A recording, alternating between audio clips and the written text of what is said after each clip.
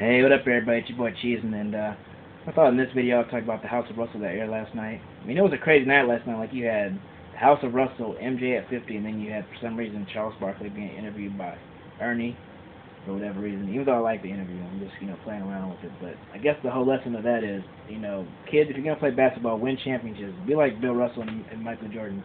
Because if you don't win championships, you're going to be like Charles Barkley and turn 50 and nobody will give a shit but Ernie. But, as far as, what was I saying again? I mean, the House of Russell. Like, this was the one I was looking forward to the most because we know the least about Bill Russell.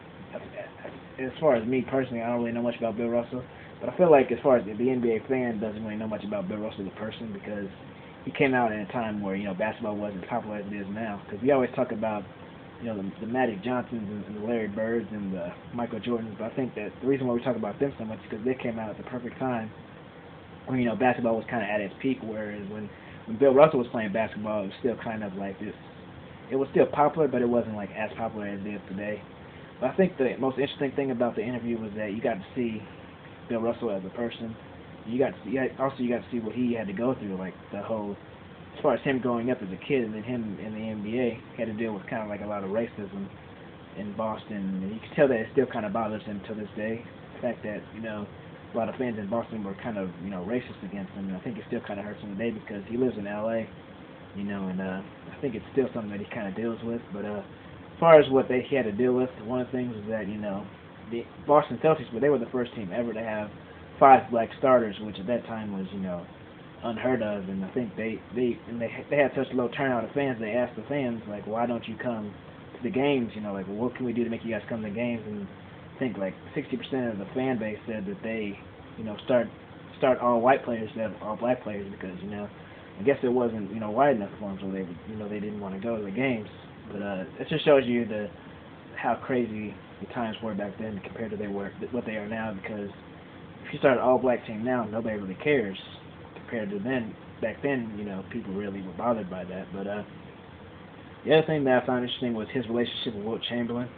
And kind of reminded me of LeBron James and Kevin Durant, as far as in that, and also kind of reminded me of Magic Johnson and Larry Bird, as far as they're friends off the court, but on the court they always compete against each other, and they always have a battle, and it shows you that you can be friends off the court and still compete on the court. But and I think it was interesting because you got to see the old footage of Bill Russell, got to see how good he was back in the day. I mean, he was like a beast.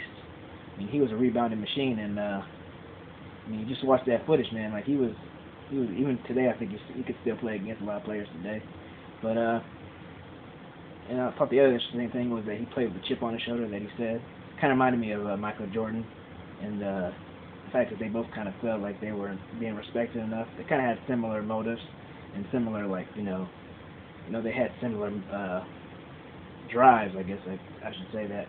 But you kind of saw the similarities between him and Michael Jordan. But as far as the interview, I thought it was really good, and I thought you really got to know a lot about Bill Russell and how good he was, and also what he had to deal with. In fact, I think to me he's probably the most inspirational basketball player off the court because he's done so much for black rights and civil rights, and as good as Michael Jordan was, he didn't really do anything off the court, and I think that's been my biggest problem with Michael Jordan, that he really wasn't a revolutionary like Magic Johnson and Bill Russell are. But tell me what you guys think about the interview. I mean, where do you put Bill Russell in your top 10? Subscribe to my channel, like my video. Bye.